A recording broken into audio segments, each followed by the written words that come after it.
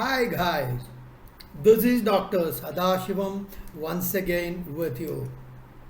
भाई आज कुछ दिनों से ही हम देख रहे हैं, ये 1 2 3 दिन से इस हफ्ते में निफ्टी काफ़ी सिर्फ ऊपर उठ के ऊपर की तरह आ रहा है। ये तो क्लियर बात है। हम तो पहले भी बात किया हुआ है कि 16,500 जोन रख लीजिएगा। अगर उसको तोड़ के ऊपर की तरफ मार्केट भागेगा वो एक पॉजिटिव साइन है और इतना मोमेंटम मिली जाएगा कि वो 17,000 तक पहुंचने में ज़्यादा देर नहीं लगेगी। फिर भी भाई कुछ चैलेंजेस तो है ही है, हमें सबको पता है। अगले हफ्ते रिजर्व बैंक ऑफ इंडिया का एमपीसी बैठेगी और आपको याद होगा, मैं पहले भी एक्सप्लेन किया है कि 40 बेसिस पॉइंट्स पिछले मीटिंग में बढ़ाए थे और इस टाइम क्या स्टैंड लेंगे, हॉकिश है, डविश है या अकोमोडेटिव स्टांस लेंगे। मगर एक्सपर्ट्स को मानना है कि इस बार भी 25 बेसिस पॉइंट्स तो बढ़ाएंगे। काफ़ी सारे कंट्रीज है भाई, मैं एक डिटेल वीडियो भी मैंने डाला हुआ हूँ, एक सिंक्रोनाइज्ड एक्शन करके 20 कंट्रीज इंटरेस्ट बढ़ाया भाई। तो इस कॉन्टेक्स्ट में थोड़ा सा हम चर्चा करेंगे, मगर कुछ चीज़ें समझ आएगा कि पिछले 1 साल क्या क्या हुआ है, उसको मैं थोड़ा सा एक्सप्लेन करने की कोशिश करूँगा। मैक्रो लेवल पे आप देखेंगे ये प्रॉब्लम है। काफ़ी लोग कहते हैं ये यूक्रेन रशिया की वजह से होता है, मगर मैं आपको एक और चीज़ मैं बताना चाहता हूँ कि early signs of this problem early मई जून से ही शुरू हो चुका है भाई। मैक्रो इकोनॉमिस्ट ये सबको देखते हैं, उनको कहते हैं लीडिंग इंडिकेटर्स। मिल जाता भाई कि इकोनॉमी में क्या हो रहा है, यहाँ क्या हो रहा है, वहाँ क्या हो रहा है। ये सब डॉट्स को कनेक्ट करके एक ओवरऑल पिक्चर बना सकते हैं भाई। तो पहले ही देखेंगे थोड़ा जुलाई से ही थोड़ा सा ये प्रॉब्लम शुरू हो गया। आपको तो ऐसा लग रहा हो कि मार्केट तो ऊपर बढ़ रहा है। उस टाइम की बात करते हैं जब आपकी निफ्टी ऊपर करके 18,700 तक पहुंच गया है। पिछले अक्टूबर की बात कर रहा हूं भाई। अक्टूबर में हो सकता है मार्केट निफ्टी आपके 8,700 तक पहुंच सकता है, मगर जुलाई से ही कुछ ऐसे ट्रेंड्स दिखा है। काफ़ी लोग ये भी बताते हैं कि ऐसी स्थिति में ऐसी इंडिकेटर्स के साथ ऐसा कैसे मार्केट ऊपर जा रहा है। भाई हर चीज़ का एक होता है मोमेंटम। आप गाड़ी को पीछे से धक्का मार रहे हैं, गाड़ी छोड़ भी देंगे थोड़ी दूर तो आगे चलती जाएगी, क्योंकि गाड़ी में मोमेंटम है। हम सब फिजिक्स में पढ़ा है, फोर्स, मास, एक्सिलरेशन पढ़ा है हम सब। मतलब मार्केट ऊपर चल रहा है तो इसका मतलब ये नहीं है कि ये 8,700 चल के 20,000 पहुंच जाएगा, ऐसा नहीं है भाई। कुछ लोग ओवर एक्साइटेड हो जाते हैं, जिसको कहते हैं इरैशनल एक्सूबरेंस। भाई जब सेंसेक्स 60,000 क्रॉस किया, लोग सेंसेक्स सीनियर सिटीजन हो गया है, निफ्टी अडल्ट हो गया है, 18,000 से ज़्यादा हो गया, ये है वो है, सब तमाशा चल रहा था उस टाइम। हमने तो देख ही लिया भाई, अक्टूबर से लेके 18,700 से नीचे गिर के हमेशा कहता हूँ हेलीकॉप्टर से बिना पैराचूट ऐसा डाइव मार रहा, गिर रहा 15,000 तक पहुंच गया भाई। थोड़ा सा रिवाइज करेंगे हुआ क्या। पिछले जुलाई से ही असम्पशंस में प्रॉब्लम आ गया है, ऊपर जाना शुरू हो गया था। आपका प्राइस इन्फ्लेशन वहीं से ही शुरू हो जाता है। थोड़ा सा कंज्यूमर इन्फ्लेशन कंज्यूमर्स को अफेक्ट किया, फिर कॉरपोरेट को अफेक्ट किया और धीरे जाता रहा। मैं लास्ट ईयर की बात कर रहा हूँ, याद रखना। लास्ट टाइम कोविड का भी प्रॉब्लम आ गया, second wave, third wave, delta, Omicron, ये सब चीज़ें चलता रहा। पिछले साल की बात कर रहा हूँ भाई। आज की डेट में आप सीपीआई देखेंगे 7%। सीपीआई कंज्यूमर प्राइस इंडेक्स, डब्ल्यूपीए तो पूछो ही मत, वो तो 15% से ऊपर भाग रहा भाई। मुझे अभी भी याद है पिछले साल एक वीडियो डाला था कि भाई डब्ल्यूपीए डबल डिजिट में पहुंच रहा है, डर लग रहा है। भाई डबल डिजिट क्या, वो तो 15 पहुंच गया है, अभी तो 16 पहुंच रहा भाई। क्या करें बताओ।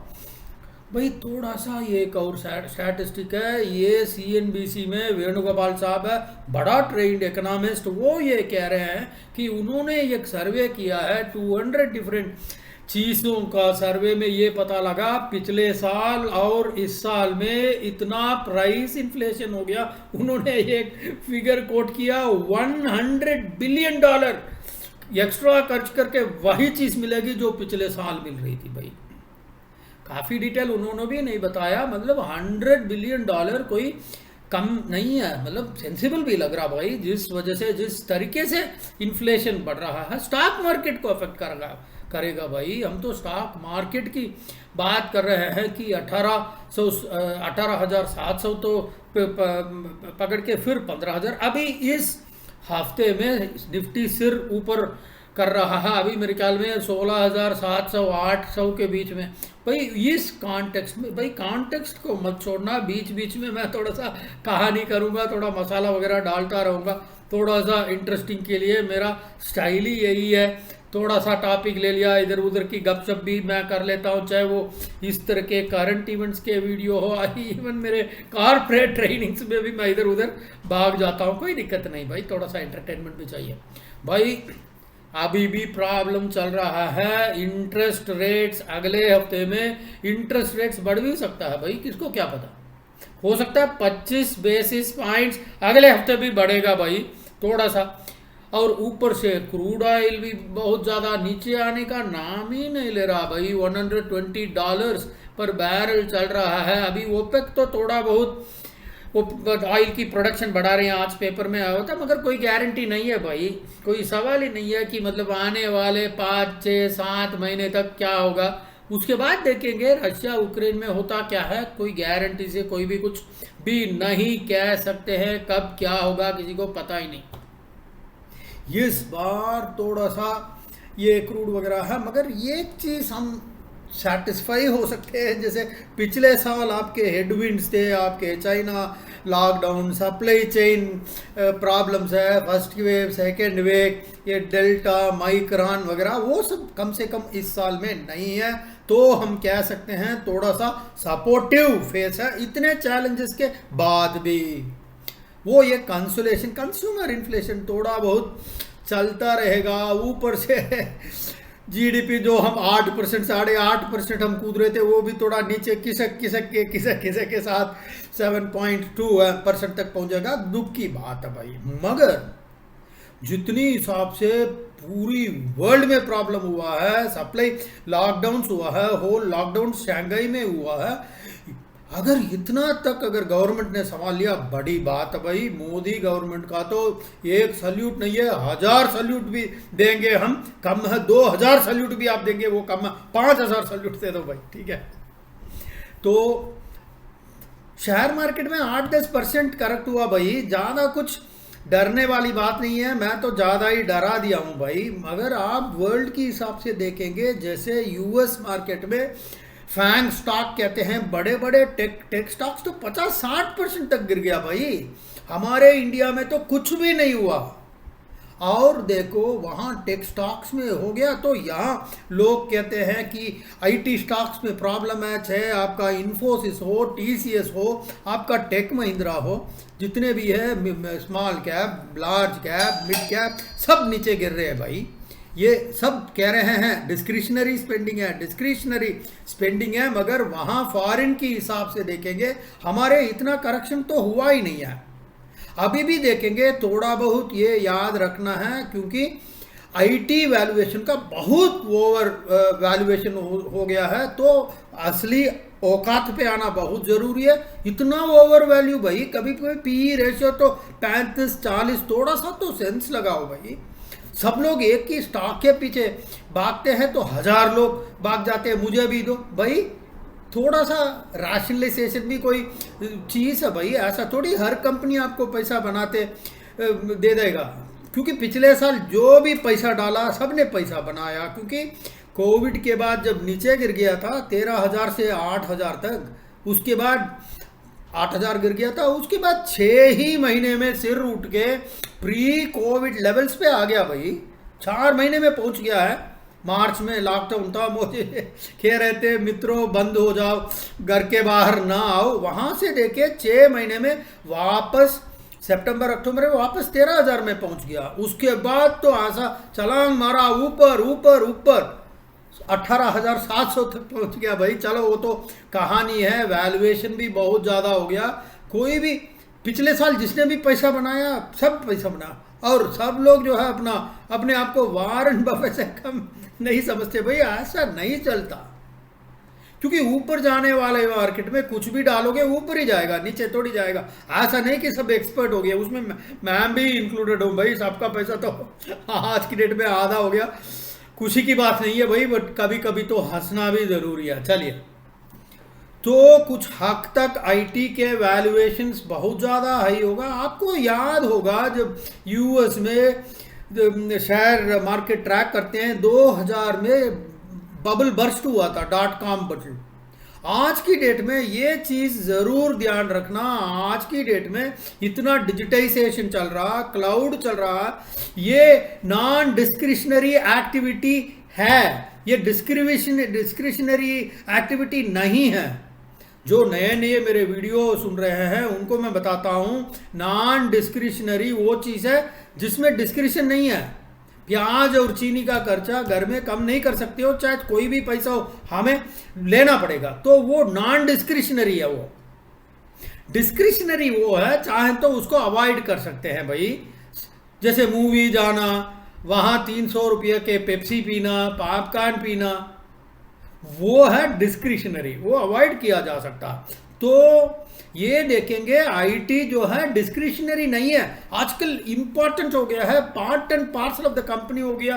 बिना आईटी कोई कंपनी प्रॉफिट नहीं बना सकता, क्योंकि हर कंपनी डिजिटलाइजेशन क्लाउड में चल रहा है, जो मेन पार्ट। आप मिठाई नहीं बना सकते अगर उसमें चीनी नहीं है तो, ठीक है जी, वो डिस्क्रिशनरी नहीं है, वो एसेंशियल इंग्रेडिएंट है भाई। तो बिना आईटी कोई काम नहीं होगा।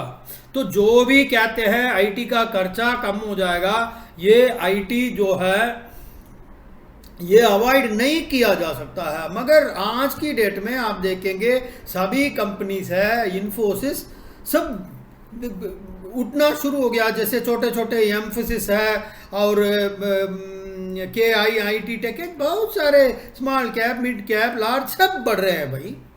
तो आप देखेंगे, और क्या मैं छोड़ दिया था, सब कुछ तो मैं कह ही दिया हूँ। हाँ, स्टील देखो भाई, स्टील में काफ़ी लोग ये कह रहे हैं क्या होगा क्या नहीं होगा स्टील में।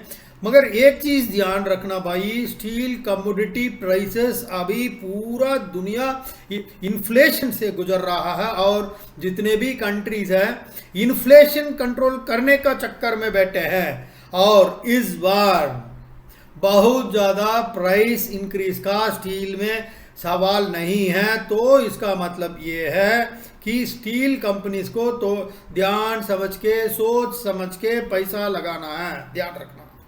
मगर इसका मतलब ये नहीं है कि स्टील कंपनीज के कैपेक्स कम हो जाएगा भाई। कैपेक्स बहुत ही इंपॉर्टेंट है, क्योंकि कोई भी कैपेक्स की बात करते हैं शॉर्ट टर्म में सोचना नहीं है, क्योंकि जब भी कमोडिटीज देखते हैं वो बड़ा साइकिल है भाई। साइकिल है तो वो 2 महीने 3 महीने नहीं है, वो 5 साल 6 साल 10 साल की बात होती है भाई। बिजनेस साइकिल्स की बात करते हैं। आपको याद हो तो 2 साल पहले टाटा स्टील वगैरह स्टील सुपर साइकिल, जो अभी अप ट्रेंड शुरू हो गया है स्टील में। जैसे रियल एस्टेट काफ़ी टाइम से डाउन चल रहा, अभी अप ट्रेंड दोबारा शुरू हो गया भाई। तो ये सब चीज़ें काफ़ी सारे वेरिएबल्स है, फेरस मेटल्स है, नॉन मेटल्स है, सब कुछ है भाई। मगर इतना हम एक चीज़ बात कर सकते हैं, कॉन्फिडेंस से हम कह सकते हैं कि बहुत ज़्यादा स्टील का प्राइसेस घटेगा भी नहीं, क्योंकि जब कंपनी का शेयर प्रॉब्लम होता है, जब कंपनीज का मार्जिन में दिक्कत हो, और ऐसे कंपनीज में काफ़ी डीलिवरेजिंग हो चुका है और बहुत बढ़िया बढ़िया इन्होंने किया हुआ है। और लास्ट बात है FII सेलिंग की। पिछले 7-8 महीने में आप देखेंगे FII फॉरेन इंस्टीट्यूशनल इन्वेस्टर्स की सेलिंग है बहुत ज़्यादा हो गया, और मेरे ख्याल में 3 ट्रिलियन रुपीज़ है, मतलब $25 बिलियन है। मतलब इसका मतलब ये नहीं है कि उनको इंडियन मार्केट में विश्वास नहीं है भाई। ये है वो डॉलर डिनोमिनेशन, देखते हैं डॉलर का अप्रिसिएशन क्योंकि हमने हमेशा देखा जब भी क्रूड ऑयल का प्राइस बढ़ता है ये प्रॉब्लम होता है भाई। ये बहुत बड़ी स्ट्रक्चरल चेंज नहीं है, मगर FII थोड़ा सा रीएडजस्टमेंट्स ऑफ पोर्टफोलियोज अपना लागे हुए हैं और थोड़ा सा चीज़ें संभलने के बाद बोरी भर के इंडिया में पैसा लाएंगे भाई। HDFC बैंक, HDFC इनके फेवरेट स्टॉक सब खरीदना शुरू हो जाएंगे। दोबारा आपके निफ्टी अडल्ट हो जाएगा, 18,000 क्रॉस हो जाएगा और सब कुछ ठीक ठाक होगा। अगले साल इसी टाइम पे यही वीडियो बनाऊंगा और उस टाइम में बनाऊंगा भाई 20,000 निफ्टी क्रॉस कर चुका है और सेंसेक्स जो है सीनियर सिटीजन 60,000 से 70 तक पहुंचे। कोई गारंटी नहीं है, बाद में आके मेरे से मत पूछना कि मैंने लगाया था आपने पता भाई, चांस की बात है, बीच बीच में एक्सैजरेट भी करता हूँ, मगर इतनी बात है कि 18,000 जल्दी से जल्दी पहुंच जाएगा। And I hope you liked this video. Thank you very much. This is Dr. Sadashivam signing off till we meet again.